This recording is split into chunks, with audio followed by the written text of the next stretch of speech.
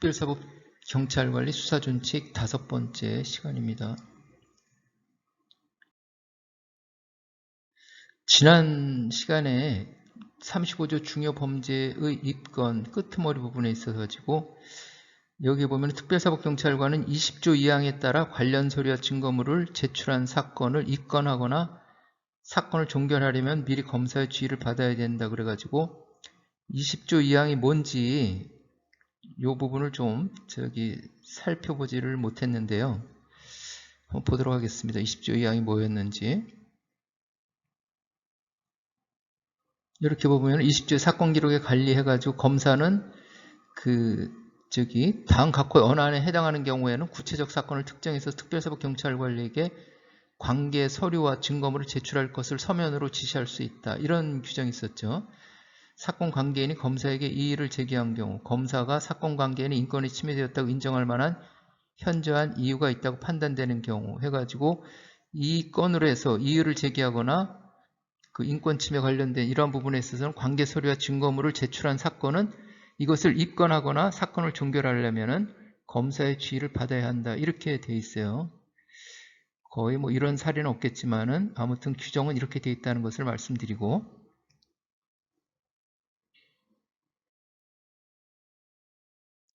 이번 시간에는 36조부터 42조까지 보도록 하겠습니다.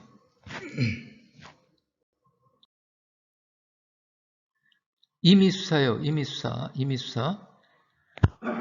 강제수사의 반대. 강제수사의 반대. 동의 승낙을 받아서 하는 수사.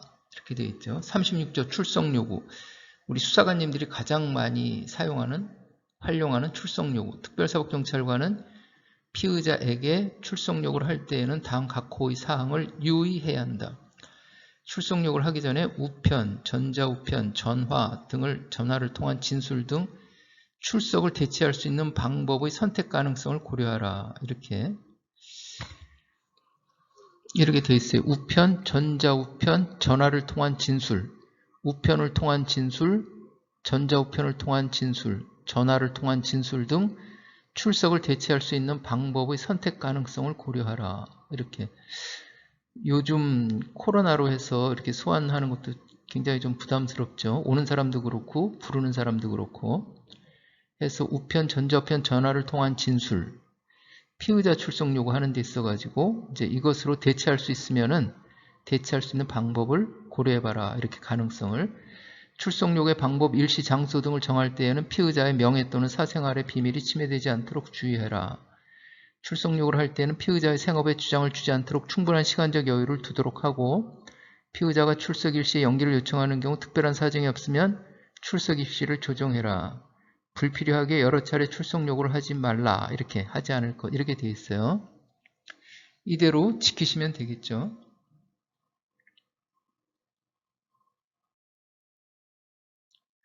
특별사법경찰관은 피의자에게 출석을 요구하려는 경우 피의자와 조사의 일시장소에 관해 협의한다. 이 경우 변호인이 있는 경우에는 변호인과도 협의해라. 이렇게 되어 있고요. 특별사법경찰관은 조사의 일시장소, 장소는 다 수사관님들 사무실, 조사실이 되겠죠. 장소는.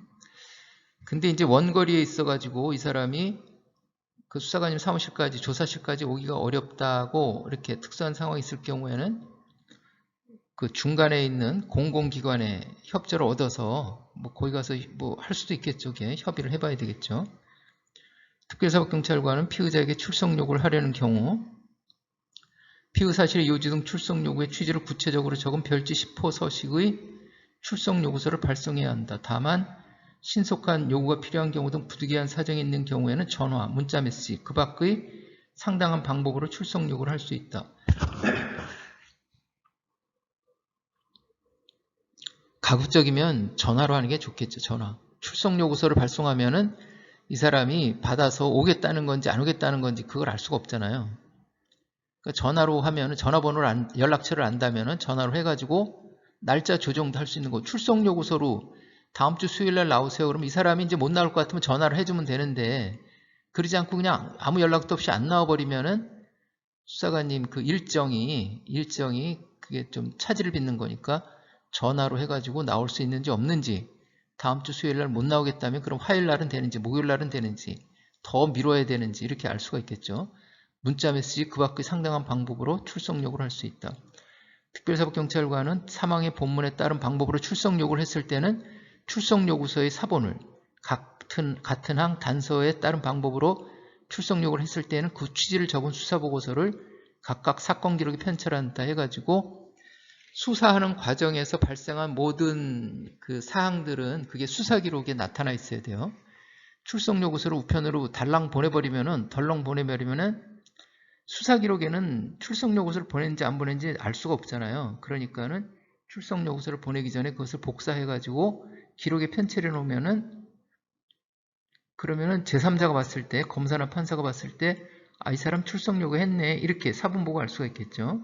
전화로 하고 말아버리면은 그냥 다음 주에 나오세요 그러고 말아버리면은 물론 다음 주에 나와서 수사하면 되는데 그 사람이 무슨 방법으로 나왔는지 수사 기록에 안 나타나잖아요. 그러니까 전화를 했을 경우에는 그 취지를 적은 수사보고서. 수사보고서라는 건 뭐냐 하면은 특별사법경찰 책임자한테 편지를 쓰는 거예요. 편지. 그 특별사법경찰 책임자한테 어떤 일이 있었다는 거를 편지를 쓰는 거예요. 서식, 일정한 서식이 있으면 그 서식에다가 기재하면 되는데 이 전화로 출석 요구했을 출석 요구서 보내는 거는 서식이 있어서 그 서식이 기재해서 복사해서 붙이면 되는데 전화로 출석 요구한 거는 서식이 없어요. 서식이 없어. 그러니까는 그것을 언제 누구한테 전화해서 몇 시에 며칠 날 나오기로 했습니다 해가지고 특별사법경찰 책임자한테 이러한 일이 있었습니다 하는 것을 편지를 쓴다. 그렇게 생각하시면 돼요. 그래서 편지를 써가지고 그것을 수사기록에 붙여놓는 거예요. 그럼 나중에 그 책임자가 보겠죠. 그렇게. 그게 수사보고서다 이렇게. 특별사법경찰관은 피의자가 치료 등 수사관서에 출석하여 조사를 받는 것이 현저히 곤란한 사정이 있는 경우에는 수사관서 외의 장소에서 조사할 수 있다. 이 사람 꼭 조사를 해야 되는데 병원에 입원했어요. 그러면 병원에 가서 조사할 수 있겠죠. 이게. 외의 장소에서. 1항부터 5항까지의 규정은 피의자가 아닌 사람에 대한 출석 요구의 경우에도 적용한다. 피의자가 아닌 사람은 참고인이라고 그랬죠. 참고인. 이 경우 피의자가 아닌 사람에 대한 출석 요구는 별지 11호 서식의 참고인 출석 요구서에 따른다. 특별사법경찰관은 3항 또는 6항에 따라 피의자 또는 피의자가 아닌 사람에게 출석 요구를 한 경우에는 별지 12호 서식의 출석 요구 통지부에 해당 사항을 적어야 한다. 자, 이렇게 돼 있고 서식을 좀 보도록 하겠습니다. 여기에 이거 좀 글씨가 작아서 잘 안 보이는데 그 출석 요구 이거는 피의자용이고 이거는 참고인용이다. 이렇게 여기 보면은 피의 사실 요지를 쓰도록 되어 있어요. 이게 작년에 특별사법경찰관리 직무규칙에는 요거 쓰는 난이 없었어요. 그 서식에는 피의 사실 요지 쓰는 난이 없었어요. 여기는 사건의 요지라고 되어 있고 근데 지금은 이걸 쓰게 되어 있어요. 쓰게 되어 있어서 간략하게 써야 되겠죠. 그리고 참고인 출석요구서하고 피의자 출석요구서하고 다른 거는 여기 보면은 정당한 이유 없이 출석요구에 응하지 아니하면 형사소송법의 규정에 따라 체포될 수 있습니다. 피의자용 출석요구에는 이런 내용이 있어요. 정당한 이유 없이 출석요구에 응하지 않으면 형사소송법의 규정에 따라 체포될 수 있습니다. 이게 피의자한테는 있고 참고인한테는 그게 없어요. 참고인은 체포할 수가 없기 때문에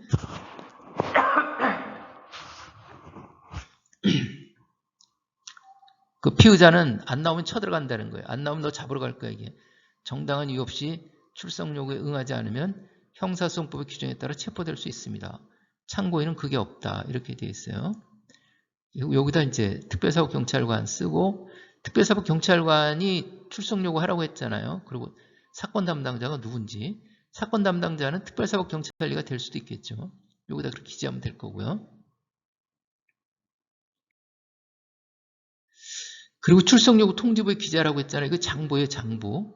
해가지고 출석요구 일시, 출석자, 구분, 성명, 사건번호, 출석요구 통지 이렇게 해가지고 담당자 확인 이렇게 되어 있는데 구분란에는 피의자 또는 참고인 등으로 기재 이렇게 되어 있고 피의자 여기 구분란에 참고인 또는 피의자 또는 참고인 기재 그 다음에 방법란에는 우편, 전화, 방법의 통지일, 방법란은 우편, 전화 결과란에는 출석 일시 조사 여부, 출석 일시 조사 여부 해가지고 출석 요구 통지한 것을 여기다가 출석요구 통지부라는 것 장부에 기재해서 관리한다. 이렇게 되어 있습니다.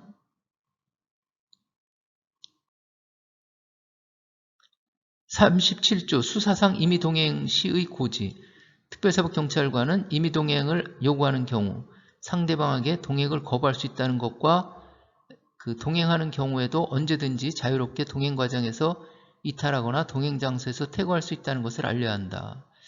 우리가 어떤 현장에 갔을 때 어디 가서 누굴 만났을 때 이 사람을 우리 사무실로 데리고 와서 조사를 좀 하고 싶어요. 그럴 때 이제 임의동행을 하는 거예요. 그렇지 않으면 체포를 해야 되는데 체포하기는 좀 그렇고 임의동행할 때 자, 김아무개 씨 지금 이 사건에 있어서 원산지 거짓 표시 사건에 대해서 우리 사무실로 같이 가서 좀 조사를 좀 해야겠습니다. 우리 사무실로 모시겠습니다. 이렇게 하면서 임의동행 하겠습니다로 데려가 버리면 불법 체포가 되는 거예요. 이걸 알려주라는 거예요.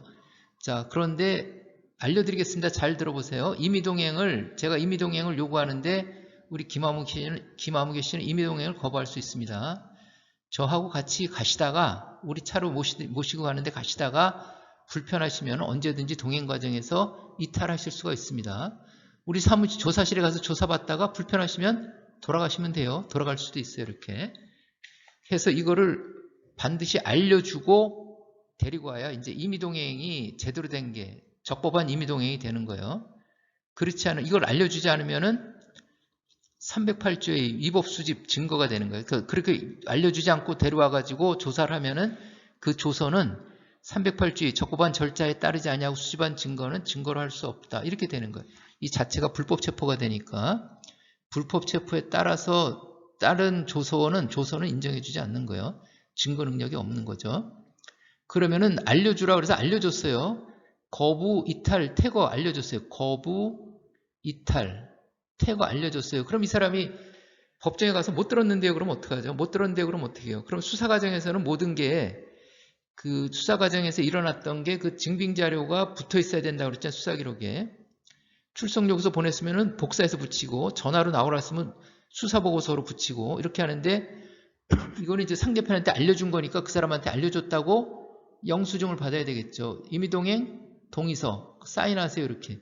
임의동행 확인서 동의서 이렇게 사인하세요. 이렇게. 그런데 특별사법경찰관리 수사준칙에는 그 서식이 없어요. 임의동행 동의서 서식이 없어. 그래가지고 이것은 그 경찰 수사규칙 여기에 보면 경찰 수사규칙 23호 서식에 임의동행 동의서 서식이 있어요. 제가 처음에 말씀드릴 때 특별사법경찰관리 수사준칙이 부족한 부분들이 있어서 그것을 경찰 수사규칙이나 경찰청 범죄수사규칙이나 등등 해가지고 거기서 좀 보완을 해야 된다고 말씀드렸잖아요. 여기 그 서식을 갖다 쓰시면 되는 거예요. 서식을 갖다 이거 쓰시면 되는 거예요. 이 사람이 서명날인하면은 서명날인 서명부인하면은 그리고 수사기록에 편철하면은 검사나 판사가 보고서 적법한 임의동행이 이루어졌네 이렇게 알 수가 있겠죠.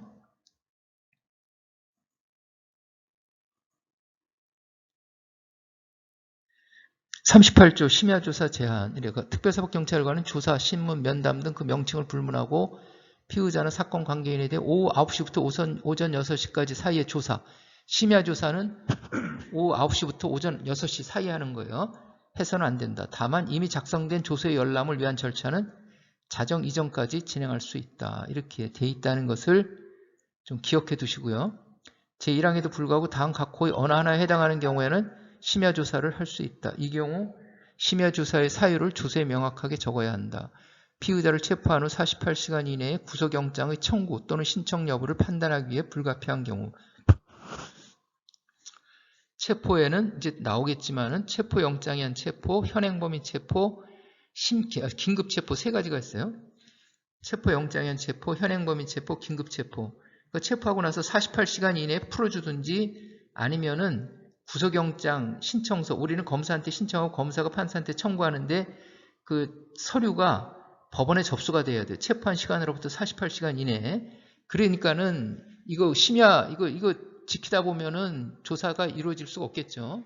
그러니까 그럴 경우에는 이거는 좀 예외적인 사항이다 그러는 거고 공소시효가 임박했어요. 여기 보면은 공소시효가 내일이면 끝나는 거야. 근데 이제 오늘 저녁에 진짜 기가 막히게 해서 잡아왔어요. 그러면은 9시부터 6시까지 조사하지 말래. 그럼 이거 어떻게 되는 거야, 이게?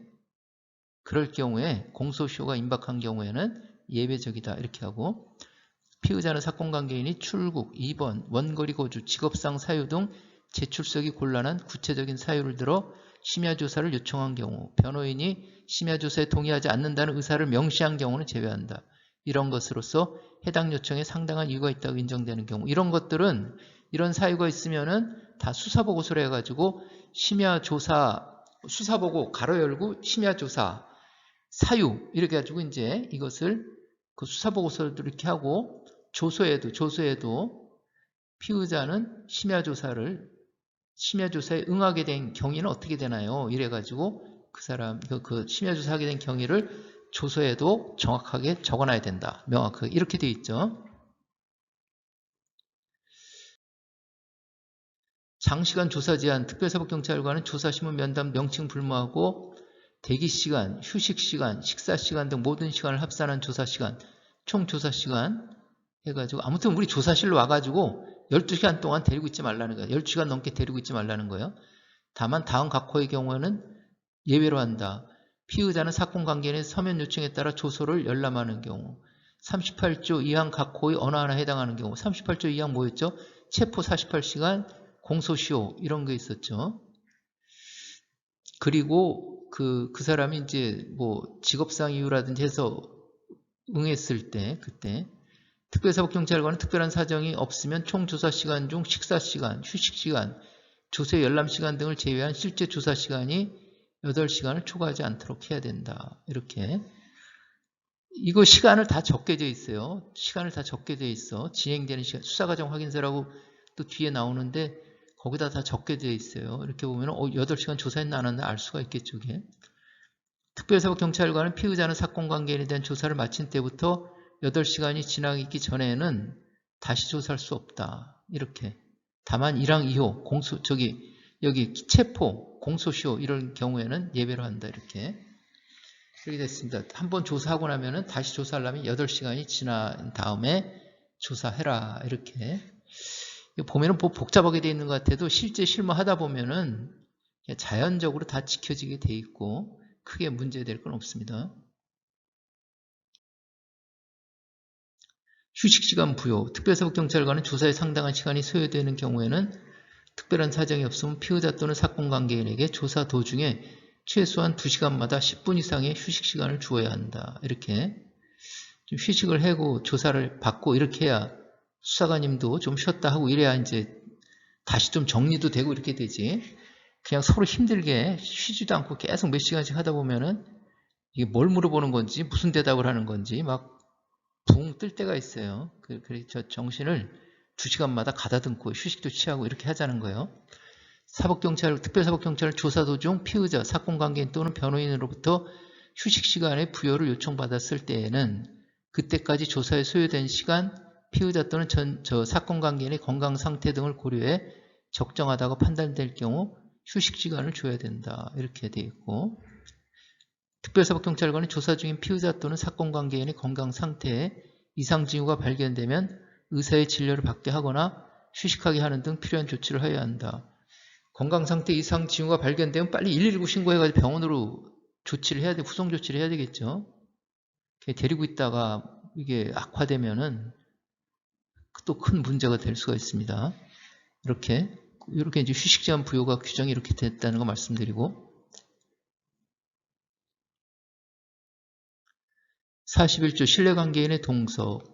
법 244조 5조에 따라 피의자가 동석할 수 있는 신뢰관계에 있는 사람과 220조 3항 준용하는 163조 2에 따라 피의자 또는 피해자와 동석할 수 있는 신뢰관계에 있는 사람은 누구냐? 피의자 또는 피해자와 그 신뢰관계자 동석이라고 그러는데 신뢰관계인 동석 이렇게 해가지고 직계친족, 형제자매, 배우자, 가족, 동거인 보호, 교육시설의 보호 교육 담당자 등 피의자 또는 피해자의 심리적 안정과 원활한 의사소통에 도움을 줄 수 있는 사람 이렇게 되어 있어요. 그리고 여기 있는 사람들, 그러니까 신뢰관계인 동석이라는 거는 뭐냐면은 누구를 조사하려 했는데 딱 보니까 이 사람이 상태가 누가 좀 와서 도와줘야 되는 그런 게 좀 있을 수가 있어요. 건강이 아주 악화되어 있는 상태, 그런 상태에 있는 사람이라든지 아니면은 좀 정신적으로 어려움을 겪고 있는 정신지체라든지 이런 조사 대상자들, 이런 사람들은 좀 심리적 안정, 그리고 원활한 의사소통에 도움 줄 수 있도록 그 가족, 그 직계친족, 형제자매, 배우자 이런 사람들하고 같이 옆에서 앉혀 조사하면은 아무래도 좀 낫겠죠. 의사소통도 원활하게 될 거고, 동거인, 보호교육시설의 보호교육 담당자. 그러니까 저기 옛날에 그 7번 방의 선물이라는 영화가 있었습니다. 지금 이게 좀 오래되긴 해서 지금 저기 좀 신세대 되시는 분들은 좀 못 보신 분들도 있긴 할 텐데 뭐 1000만 이상이 본 영화라고 그러는데 거기에 나오는 주인공 이용규라는 주인공이 있는데 그 사람을 생각하면 돼요. 그런 사람 그런 저 사람 생각하면은 아, 이 사람은 조사받을 때 누가 좀 옆에 있어줘야 되겠구나 그런 판단이 설 겁니다. 피의자, 피해자 또는 법정 대리인이 일항에 따른 신뢰관계에 있는 사람의 동석을 신청한 경우 특별사법경찰관은 그 관계를 포함하는 별지 13호 서식 14호 서식에 동석 신청서를 제출받거나 조사 또는 수사보고서에 그 관계를 적어야 한다. 이렇게. 근데 이거 이렇게 봐가지고 아, 이건 누가 좀 필요하다 그러면은 이 사람들은 신청할지도 모를 거 아니에요. 신청하는지도 몰라요. 그런 것도. 그러니까 수사관님이 직권으로 하시면 됩니다. 직권. 이게 지금 상황이 이래가지고 그 신뢰관계자로 누구를 오라고 해서 조사를 한다. 뭐 그런 식으로 수사보고서 해가지고 해놓으면 돼요. 그렇게. 제2항의 경우 가급적이면은 이런 걸 다 지켜줘야 되는 거예요. 제2항의 경우 특별사법경찰관은 신뢰관계인으로 동석할 사람과 피의자 또는 피해자와의 관계를 소명할 수 있는 자료를 제출받아 기록에 편찬한다. 주민등록 등본이라든지 뭐 이런 거 가져오면 되겠죠. 다만 조사의 긴급성 또는 동석의 필요성 등이 현저한 경우에는 예외적으로 동석 조사 이후에 해당 자료를 제출받아 기록에 편찬할 수 있다. 이렇게 규정이 되어 있고요. 244조의 5에 따라 이렇게 형사등법 244조의 5에요. 장애인 등 특별히 보호를 요하는 자에 특칙해가지고 검사 사법경찰관은 피의자를 신문하는 경우 다음 각 호의 어느 하나에 해당하는 때에는 직권 나오잖아요. 또는 피의자 법정 대리인의 신청에 따라서 피의자와 신뢰관계자 있는 자를 동석하게 할 수 있다. 피의자 법정 대리인 이 사람들은 신청하고 이러는 걸 잘 모를 수가 있어요. 그 법 절차를 잘 모르니까. 피의자가 신체적 또는 정신적 장애를 3일 변별해가지고 제가 아까 말씀드린 7번 방의 선물 주인공 그렇지 않으면은 피의자의 성별, 연령, 그러니까 연령, 성별, 국적 등의 사정을 고려해요. 그 국적, 우리나라 이제 외국인 노동자들이라든지 많이 외국인들이 와서 있잖아요. 그런데 이 사람들 우리나라 법을 잘 모르고 우리나라 말도 잘 모르니까는 굉장히 불안해요. 그러니까는 그런 사람들에 대해서 심리적 안정의 도모와 원활한 의사소통을 위해서 필요한 경우에 이제 신뢰관계자 동석 해가지고 조사한다 이런 취지죠. 그러니까 외국인 같은 경우에 고용인 오라고 그러면 될 거 아니에요. 고용인. 그런 식으로 돼 있다. 그리고 163조 2의 1항부터 3항까지는 검사, 사법경찰관이 범죄로 인한 피해자를 조사하는 경우에 피해자한테도 마찬가지다. 이렇게 신뢰관계자 있는 동석 163조의 2 해가지고 동석할 수 있다. 이런 식으로 이제 규정이 되어 있다. 피해자한테도 마찬가지고 피의자한테도 마찬가지고 그렇게 신뢰관계자 동석이라는 규정이 있다는 걸 말씀드립니다.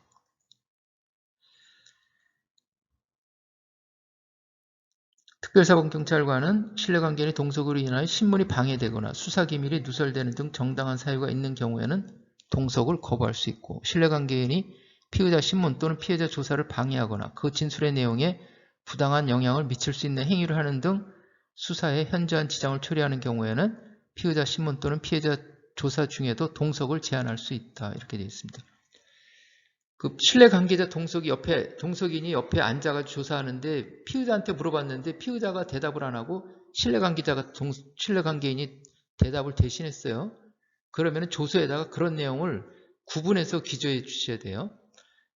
이때 특별사법경찰관은 피의자에게 질문을 하였으나 피의자는 아무런 답변을 하지 못하고 옆에 앉아있던 신뢰관계 다시 이때 특별사법경찰관은 피의자에게 질문하였으나 피의자는 뭐라고 답변하는데 그 답변을 알아들을 수가 없어서 그 옆에 앉아있던 신뢰관계인이 피의자는 지금 어떤 취지로 진술하는 것이라고 진술하다 뭐 이런 식으로 해가지고 누가 진술했는지 그것을 명백하게 구분을 해놔야 돼요. 조서에다가.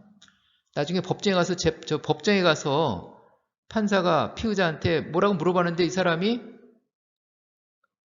무슨 말 하는지 알아듣지를 못하겠어요. 근데 조서에는 다 알아들은 걸로 써놨어.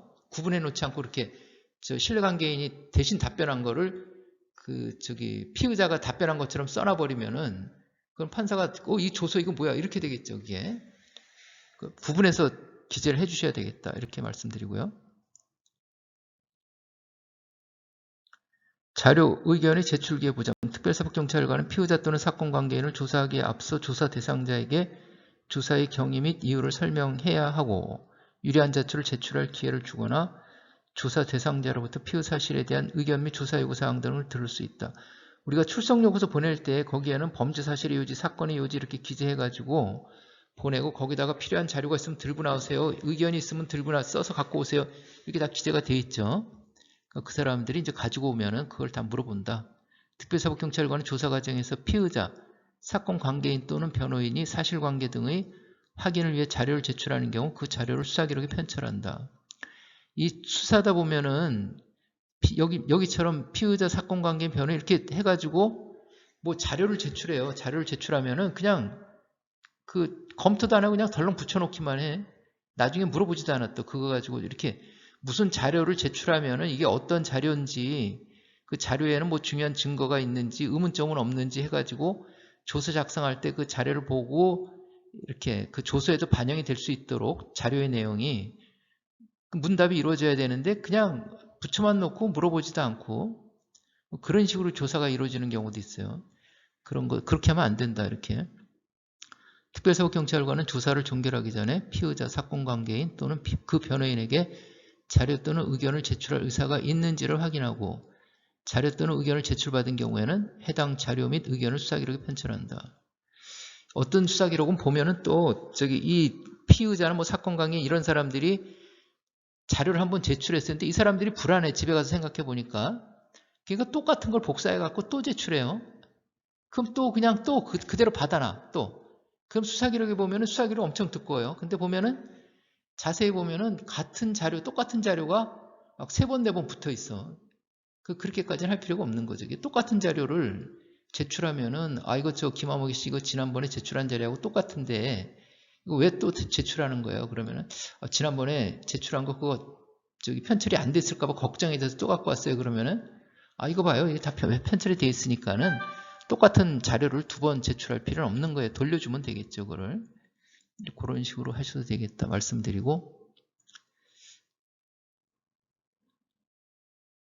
자, 그래서 이번 시간에는 여기까지 하고 이것으로 마치도록 하겠습니다.